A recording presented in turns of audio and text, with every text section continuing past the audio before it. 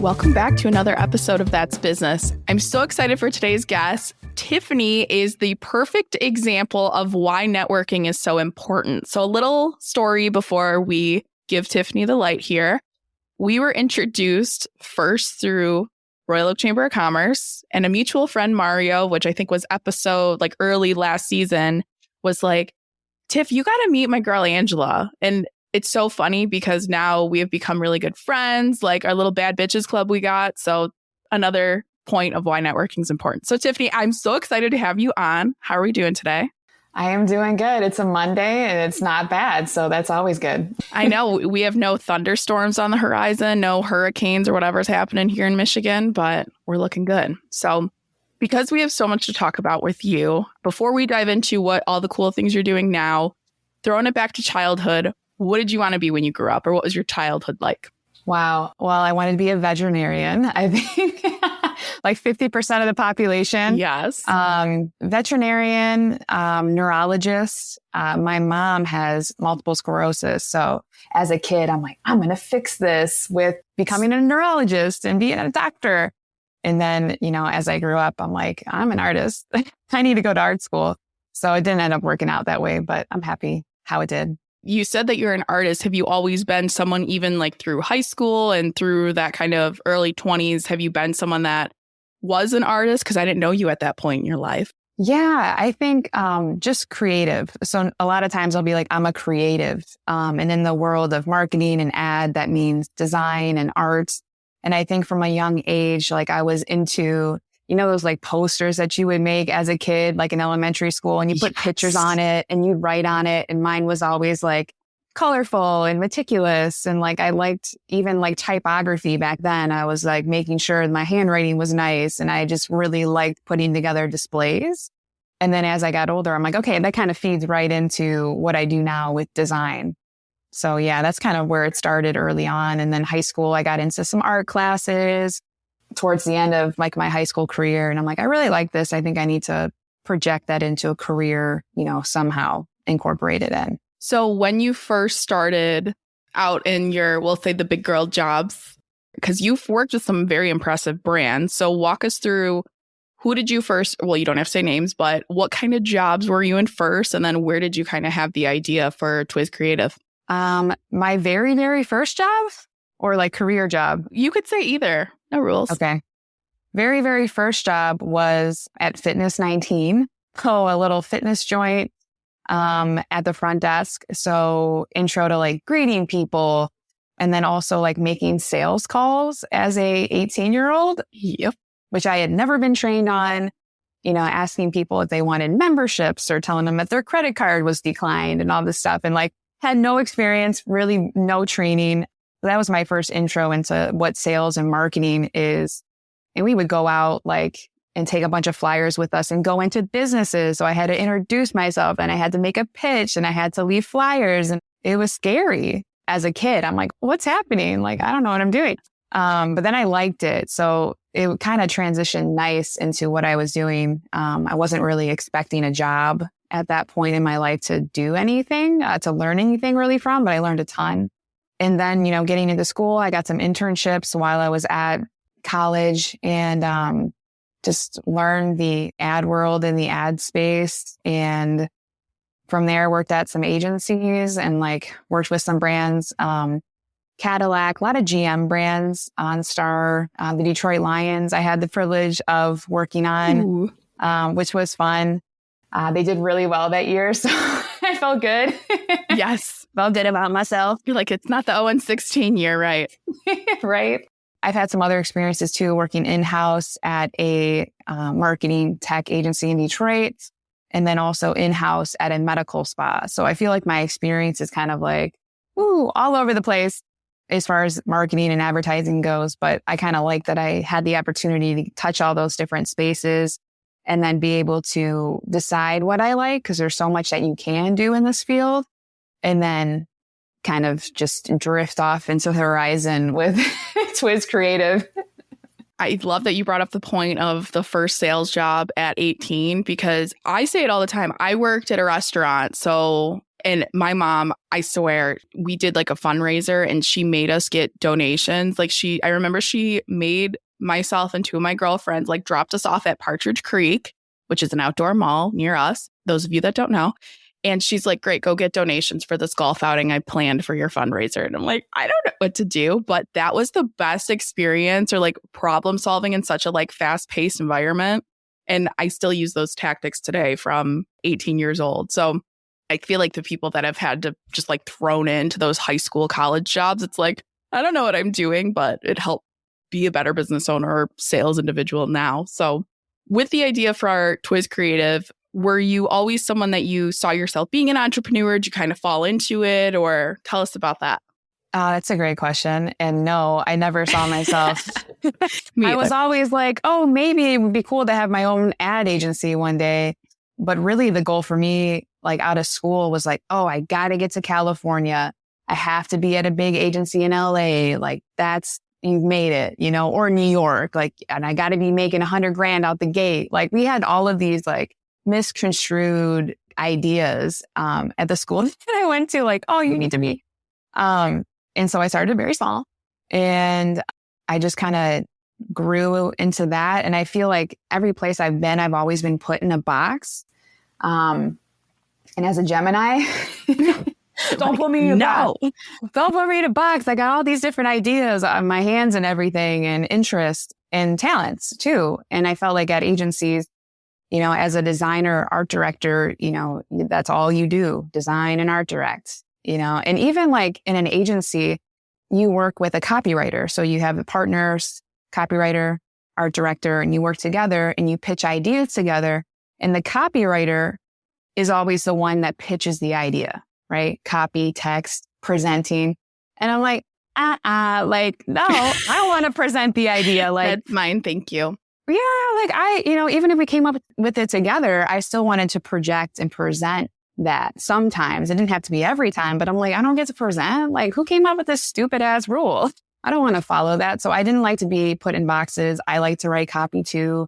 I like to edit. I liked it all. And I think ideas can come from anywhere, and that people have good ideas in all different departments. And it doesn't just have to be, coming from a certain person. And that same through line was just every job that I had. And I'm like, okay, like everything was too strict for me. And so I was just like, 2020 happened, and that's when it was kind of the right time for me to go out on my own. So that's kind of how it happened. Now, were you, if you're comfortable with this, were you laid off, or were you just like, screw it, I'm going to do my own thing? That kind of pivoted you into doing your own business. I don't know if I was laid off, because I could have been. I was in-house at a medical spa in 2020. So medical spas were non-essential. And so our whole marketing team was getting cut one by one. And these are my friends too. And they're getting cut. And it came down to me and one other person. And I just said like, hey, like, I know I'm next. Just let me know when you need some creative work done and I will do it, but I'm going to leave. And then, I'll start my own business or, do something, but I'll freelance for you guys when you need me. So that way you're saving money and I can figure out my own thing. And I guess I didn't really understand what I was doing at the time. That's crazy. Now, that's so baller you made that decision, because I don't know if I could have made it. Just like, screw it, I'm going to do my own thing. But was it nerve-wracking, or how'd you feel at that time? I don't really feel like it was nerve-wracking at the time. I think it was just like, it was a natural step. And I was also kind of getting excited about the idea of traveling, like taking this time to travel, even though it was during COVID and during like the fires that were happening out west. And I'm like, maybe not. Well, no, I was like, it's fine. Like, whatever, I'll still go. So that was kind of my idea, was to take this little block of time and travel while the whole world is kind of shut down. I'm like, no one's really doing things. People aren't making a lot of moves. Like, this is a good time for me to make this move and travel and do freelance, because you can do freelance from wherever. So yeah, that was fun for me. No, I did travel a little bit during pandemic too. And it was like completely different world, but it's still kind of crazy there. So geez. Now, how are you, because there's so many creative brands out there, how are you different, or what makes Twiz Creative different from other agencies? Yeah. So with Twiz, we follow a collective model. So meaning I'm working with a bunch of different contractors and freelancers and all different types of creative spaces. So I work with photographers, videographers, writers, website developers, SEO specialists, other content creators from all over the world, all over the state, all over the country. And I think what makes us different is you get that kind of small boutique-y feel with agency results. So a lot of times with smaller boutiques, you don't get like the reporting on your social media efforts or, the different things that you might do digitally. We do that reporting, we deliver those results, and you get that personal feel. You're either talking with me directly or you're talking with me and somebody else. Very rarely do I have just somebody else meeting with a client. You're getting to know me, and then I'm directing that energy or whatever needs to be done to somebody else for you. So I think that that's kind of what makes Twiz Creative a little different than other places. Well, and we've worked with other agencies before I even met you, but it is so different when something's a larger agency and you're pushed off to a copywriter or you're pushed off to someone that you don't even know was a part of the business. And it's just not that natural relationship. And it's like, well, how are you going to represent my brand if you're just throwing me off to someone that works for you like 5-10 hours a week? Mm-hmm. So I love that you're more one-on-one or like very involved with it. And I could speak from experience because Tiffany was so gracious to do our logo and branding colors for your summit. Myself and Taylor Miller-Goulet, who was a few episodes ago, are planning in October. But the amount of work that goes into it, because I have stared at what you did and that you just like whipped up no problem for hours because I'm so impressed with it. So can you walk me through, and I know it's kind of hard to say like, what's your mindset behind it, but how the hell do you come up with this? How do you develop like your branding? Because you rocked it, like nailed it, home run, out of the park. Like I'm at a loss of words. So how does that creative process work? I'm blushing.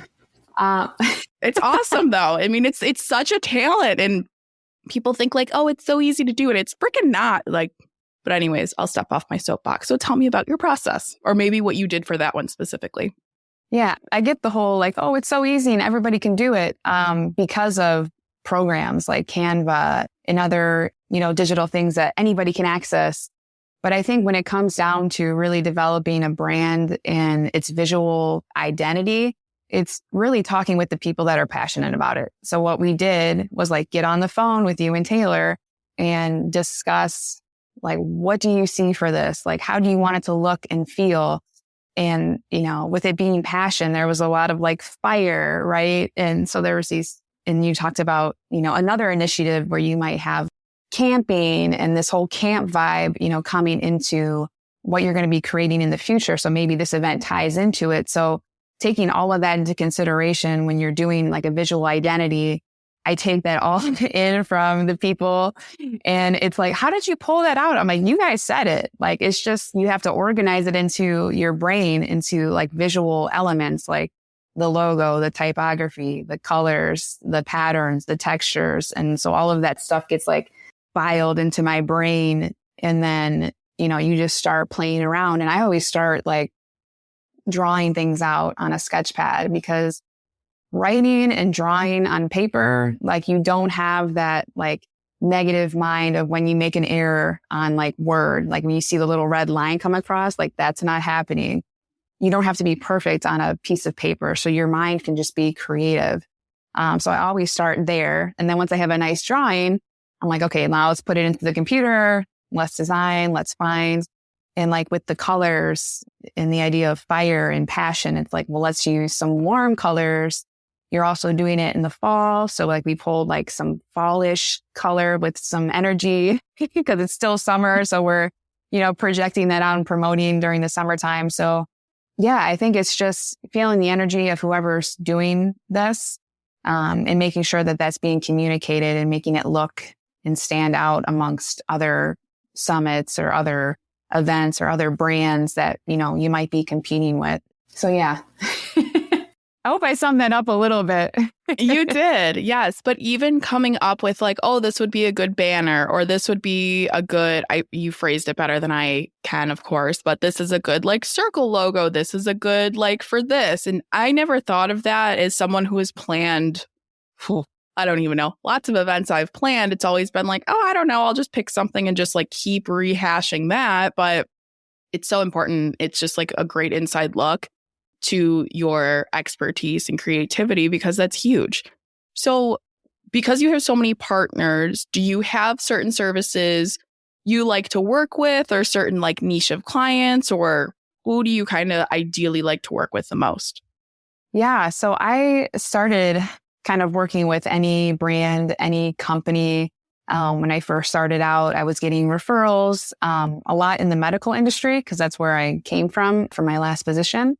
And now I'm really transitioning to companies that are more business to business and really focusing on like their sales teams and helping their sales teams develop an online presence on LinkedIn, especially. And then also, the company's social media accounts. So whatever social accounts, are appropriate for them, really showcasing the brand, who they are and their offerings, and just being as honest as you possibly can be on social. So services, social media, branding, content, management, and then the brand identity side. So like what you were just talking about with the summit, coming up with the visual identity and making sure that that's carried through all of their social media and then any other, digital platforms that they might be on. But really focusing on the social media aspect and the branding aspect for companies. Now, what are some common mistakes you see a lot with small business owners, or just business owners as a whole, when it comes to their creative, their social, and their branding, things like that? I think the biggest thing is just inconsistency. They might not have a branding style guide that houses, the do's and don'ts for a brand, or these are the fonts you use. These are the colors you're using. So what happens is over time, people see different communications and it might look and feel different. So there's not this consistency that makes that awareness towards one company. It could be from another company, or it just might not register in a consumer's mind that that's the Resume Rescue. Every time I see something from the Resume Rescue, I'm like, oh, that's Angela, because I see the font and I see the gold and this like, off-white color and the black and the R, like it's very prominent. So I think the biggest thing is inconsistency. And a lot of times people, they just don't have a marketing professional. So they'll use whoever they, have on their team. Sometimes it's somebody like an admin. It's like, hey, Jesse, like throw together some posts on Canva. It's like, okay, well, what's the strategy? What are you trying to get people to do? Who's your ideal customer? Who do you want to see this? And then a lot of times on social, people don't engage. They just post something and that's it. They're like, here you go. Here's my content. And they don't talk about, they don't engage with their people. They're not responding to comments. They're not in the DMs. They're not liking or posting comments on their ideal customers' posts. You have to kind of reciprocate that. So I think it's engagement, consistency, and then having the right person develop a strategy. So you're actually building towards something and not just posting random content. Right. And staying inconsistent, because I was very inconsistent when I started, when I was a solopreneur. But now that we have Destiny and other people that kind of like support ideation and everything with it, it makes it a lot easier. But the engagement piece is so huge. And a lot of people just don't understand that. It's like, even if you respond to a comment, I mean, I love when brands respond to me or whatever, like whoever runs Blake's like hard cider social media, like they rock. They always reshare everything. And I'm like, I feel important. I feel loved. Like, this is great. It does make a huge difference. And even just understanding from like your own consumer perspective of, hey, I feel engaged when someone engages with me. So why wouldn't you do the same thing? But what are some of your, I'm sure you have 5,000, but what are your top 3 absolute businesses need to do, or like top 3 words of wisdom, I guess, when it comes to someone's brand, social, stuff like that?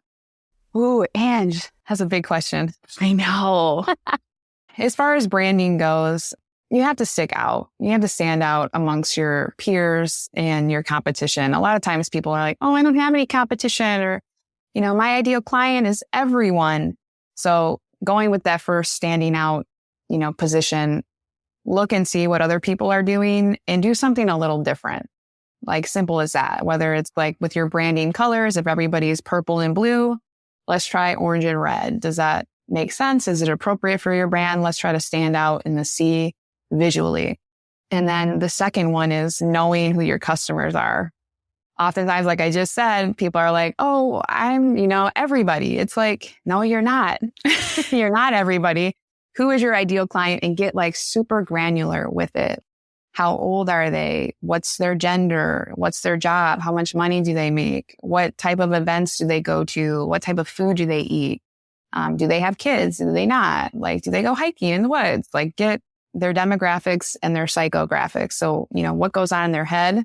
Ooh. And then, kind of what is very factual about them. Where do they live? And then that way you have this really valuable piece of information so that when you're creating content, if you don't think that that content's going to resonate with this person, then it's not the right content. So knowing your ideal customer is going to help you create a strategy. So that's number 2. I have a note on that because I went through something recently where it was like, rate your customers A, B, C. What makes your A players, your B players, your C players, and what are their characteristics, which is something we had never thought about. So we did it as a team. And I'm like, okay, that's our ideal customer is A. Or we always like to say like someone I would go have drinks with, or someone I would go get coffee with or feel comfortable with. It took us so long. It took me so long to figure out like what our niche was or who was our demographic, because I was the same way. I'm like, well, I really can help anyone. But we figured out through being in this business a few years, it's like, oh, it's really the people who don't know what they want to do next or don't have confidence to do so. Like those are our great customers, which people are always like, go after the money. And I think you and I actually talked about this, but it was like, oh, go after the big brands, go after the executives, like do executive resumes. It's like, well, I do those, but those aren't my demographic of people, mostly because there's so much more back and forth. And there's so much like, I need it today, even though I haven't responded to you in 3 weeks. But it's just like, it's so different and it's okay to figure it out. But I love that. Would you say the psychographics of it? Yeah, psychographics. Love that term. That's the term. I didn't know there was a term for it. So amazing. But back to you on advice number 3. Advice number 3 is going to have to be defining like your core values as a brand. Like, who are we? And this really gets into company culture too. A lot of times I'll go in and like do a rebrand or something, and you have to get the whole company on board with this rebrand so that everybody understands, they've got buy-in, they're excited, and they know what the company stands for. Because if you don't define that early on, there's confusion. People don't know what they're working towards. If you have a strong core value system, so like what exactly are the core values, and being able to share those, like make sure that they're public on a website or on your social channels or, everywhere, that also helps you align everything that you're doing from a marketing perspective and make sure that that strategy is sound. It's all aligning with what we believe in. Yes. Ooh, I like that too. Now, do you have anything exciting coming up for Twiz Creative, new products or new things you want to talk about? I want to give you the space for that. Well, thank you, Angela. You're welcome. Yeah. So with my business, as I said earlier in the beginning with Twiz Creative, 3 years ago, we were doing everything, all different types of businesses, industries. And I've had the opportunity to work with a lighting representative agency. So what that means for anybody that's not in the lighting world, it's basically a marketing agency, but for lighting manufacturers. So this agency helps architects, engineers, interior designers, lighting designers find the right fixtures for these commercial projects. And it's a huge industry. There's hundreds of lighting manufacturers just in the US and hundreds of these agencies as well. So what I'd like to do from a Twiz Creative perspective is really hone in on this lighting industry because they need help. Yeah. It's a big discrepancy in this industry with branding and with consistent social presence. And so I want to do what I've been able to do with this one agency for others in different regions. So that's something that I'm focusing on, going to more lighting specific events, networking with that crowd, and just getting more into that world. I really enjoy like that lighting in a commercial sense is very artistic and it's very scientific. So it kind of hits those two sides of the brain, and there's just so much content that can be created there and a lot of stuff that, just isn't being done right now to help these type of companies grow. So I know that we can go in there and really help them. So I'm hoping to really focus on that and become kind of niche in a way to that industry. I love that. And when you had told me that, I was like, that is so specific, but it's so needed and so incredible. So I love that. That's awesome. Now, as we wrap this up, what advice do you have for listeners? What advice do I have for listeners? Are these business owners? Our listeners are all over the place. They're execs, they're high schoolers, they're business owners, they're professionals, they're stay-at-home parents. Mm-hmm. We're really all over the place. We're in 30 different countries. So I love that.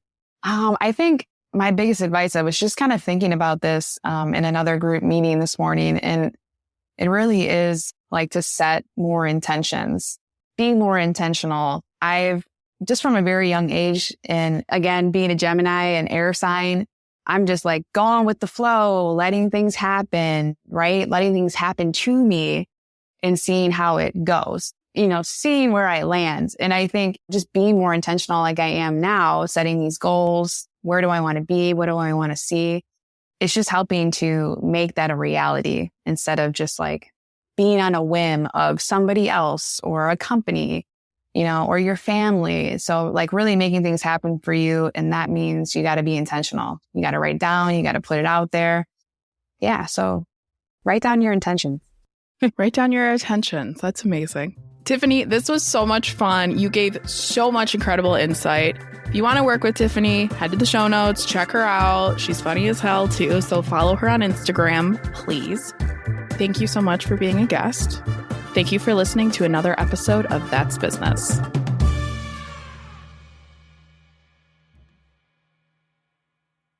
If you're looking for a career change and you're not sure where to start, the Resume Rescue can help. Sure, there's no such thing as the perfect fit for everyone, but here at the Resume Rescue, we're on a mission to find the perfect solution for you.